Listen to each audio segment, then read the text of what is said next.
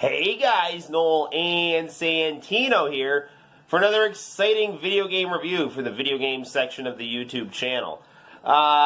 Today we are going to be reviewing a game for the Sega Genesis, which has been in the news a lot lately because there is a new... I got my phone. You got your phone? Yeah. Ooh, cool. Is that a BlackBerry phone? It's an old phone. It is an old phone. Cool.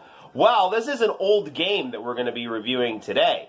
And it goes by the name of Mazin Saga for the Sega Genesis or Mega Drive if you're playing it in Japan. And the Mega Drive Genesis Mini is out, made by Sega in-house. So we're going to be getting that pretty soon. But while we're waiting on that, let's... I got my phone. You got your phone? Yeah. That is super cool, buddy. And that's a good phone, too. And it's a cool color. Yeah. Yeah. All right, you want to play this game?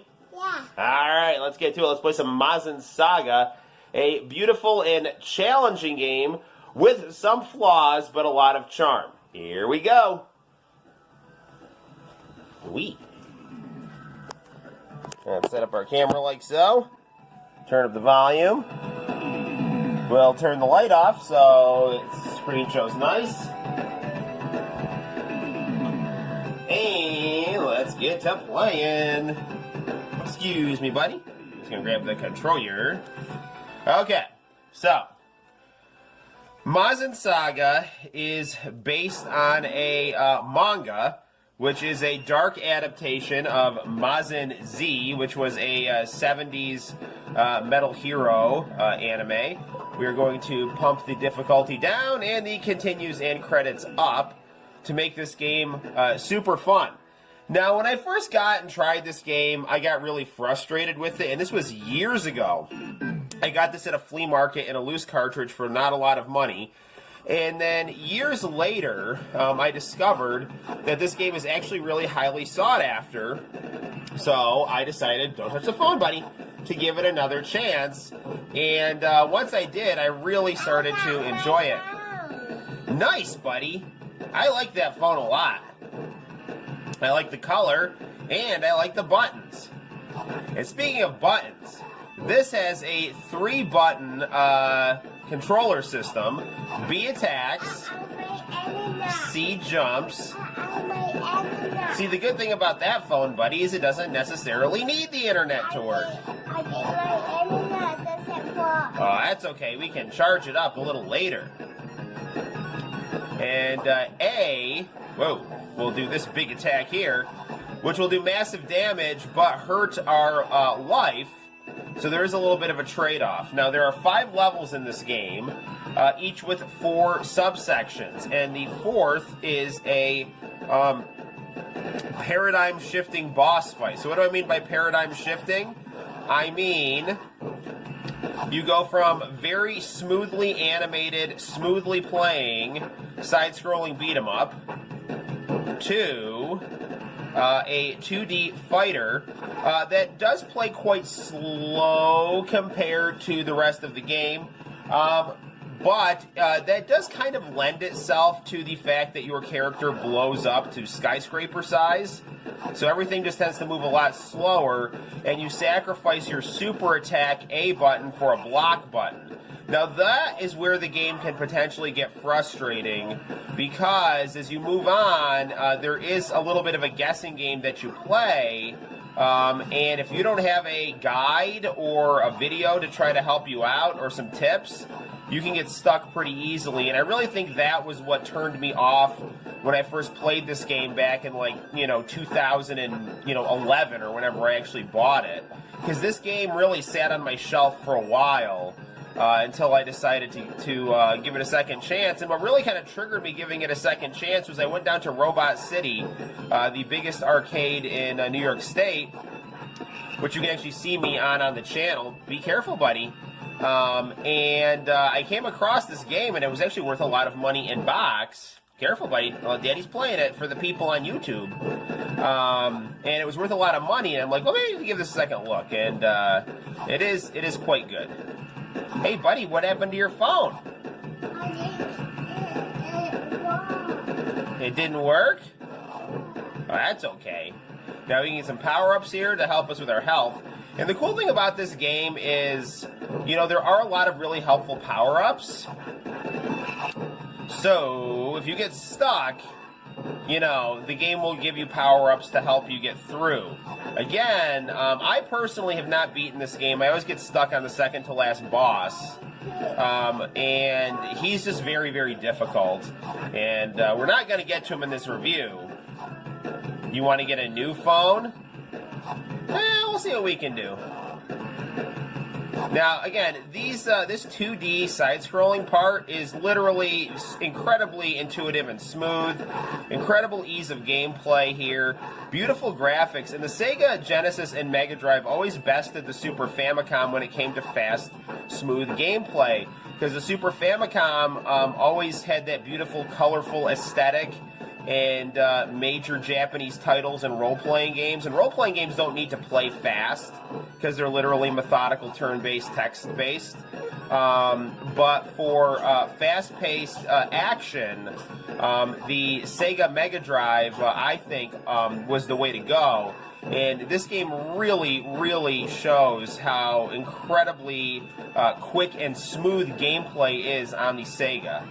So that blast processing thing, that's real, man. That's I mean, I don't know what they actually meant by that, but if blast processing means smooth, fast gameplay, Sega Mega Drive has that. And I personally am very much looking forward to getting a new Mega Drive Mini and doing a video where I compare it to the high-definition at-games Genesis Mini that I have. And I also really would like to get the... where are you? Come at me. There we go. There we go. I really want to get the Tower of Power that is available in Japan. Hold on, buddy. Okay, so this is our boss fight here. And that Tower of Power that I'm talking about is a aesthetic addition to the Mega Drive Mini that is a 32X. Let go of the controller, little bud. You can hold on to it with Daddy. We're fighting the boss.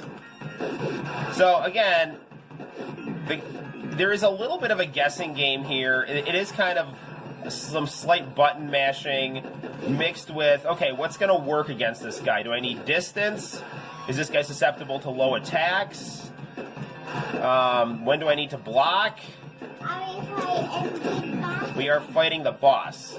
And again, this game does a very nice job of capturing the atmosphere of the manga, which is a dark, urban, post-apocalyptic manga. And the mangaka who did this was really famous for doing animes of that style, like Devilman, which were these very dark, gritty, fantasy, occult aesthetic, but with, morals, basically, mixed into the very dark world. Be careful with the PlayStation, buddy. Don't touch that. Santino has discovered the fun of opening lids on 32-bit consoles, which is amazing, but must be done with a good deal of discretion. And are you also catching my cold, buddy? It's okay, buddy. We can rest up. So again, early on, these boss fights, it doesn't really matter so much as far as your frustration level, as far as the kind of guessing game and aspect of it, because you're going to end up winning because it's early on. But once you get later on in the game and you're doing it, a million times in a row, and you run out of continues and it's game over, then it's going to get frustrating. So, let's, buddy, do you want to do one more level for the review? Okay. So we're going to do round 2 in India. That first one was in Tokyo. And Santino is going to take over the controls right now. All right, he's playing. Okay. That's a jump. Hit this one, buddy. Hit the B. The Yetter B, like basketball and Blippi. There you go. That's A. That's your super attack. Don't use that's really good. But if you use that too much, it's going to drain your health. Here, buddy, go in this direction. Here. So India looks like it's covered in ice here. And in this level, you're going to start to get some transparency graphics. And you see those very nice parallax scrolling clouds. Whatever that means. It's just a term I always heard for 16-bit gaming for scrolling clouds, so I don't even know if I pronounced it right. It's like that episode of The Simpsons where Homer's like, I've got rack and peanut steering. Where's the boss? You want Daddy to take over? All right, Daddy's taking over. I mean, rack and pinion steering. So, this game is produced by Vic Tokai, the person that developed. So for a long time, I thought Vic Tokai was a person and not a Japanese company. But yeah, Vic Tokai, the producer of the mysterious unreleased Game Boy game named Dweebers, who some believe to be the even more mysterious game that was never released, Yeah Yeah Beavis 1. Is this game that we're playing now, in fact, Yeah Yeah Beavis 1? No. Or is it? Who the hell knows? Yeah Yeah Beavis 1. I'm going to make a manga out of that. You have a boo-boo. Can Daddy kiss it, make it better?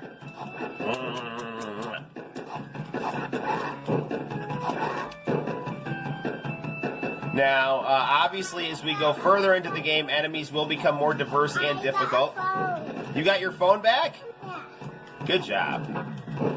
And as our health gets lower, we are no longer able to use...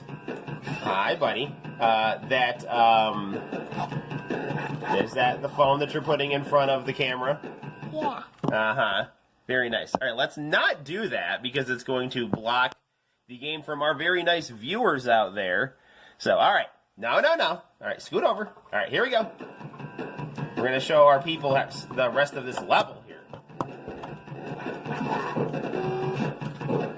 Did you set your phone on the other side of the Super Nintendo that unfortunately doesn't work anymore? So we got this. But it actually is pretty fortunate that this one doesn't work anymore because we got the Super Nintendo Junior modded for RGB SCART, which is really the way to play Super Nintendo. So, or Super Famicom. And the other cool thing about the Super Nintendo Junior is it's identical to its Japanese counterpart. You want to play the Super Nintendo Junior? We should do a review of Castlevania 4 on the Super Nintendo Junior. You want to do that after this video, buddy? Okay. We'll do a lot of dark, gritty games before we go to church on Sunday. Because God always wins in the end. That's what Dracula learned in Castlevania. So. The same could be said of all religions. Your words are as empty as your soul, said Richter Belmont to Dracula. Oh, speaking of which, the new Sega is going to have Vampire Killer or Castlevania Bloodlines on it, and I am super stoked about that, so play that. And I'm also excited for the PC Engine Mini, so I can finally get a quote-unquote official Rondo of Blood.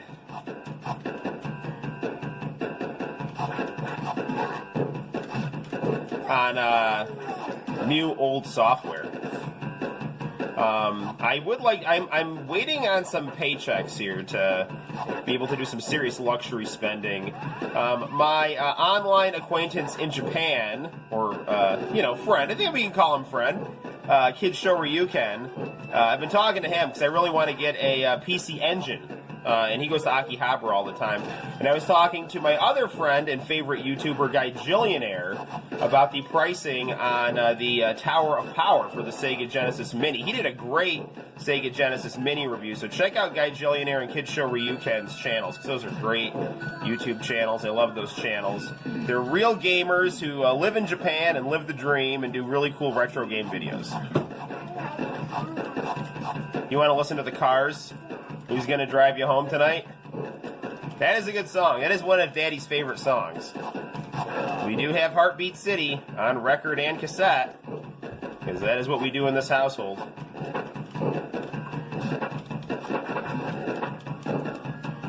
Alright. Did we lose a life? Here we go. Okay. You want to hear something on the computer? Alright, here comes the boss! So it is cool how they do in this game. The sub-boss fight is like a boss in a game like Final Fight or Streets of Rage before you switch to the 2D fighting version.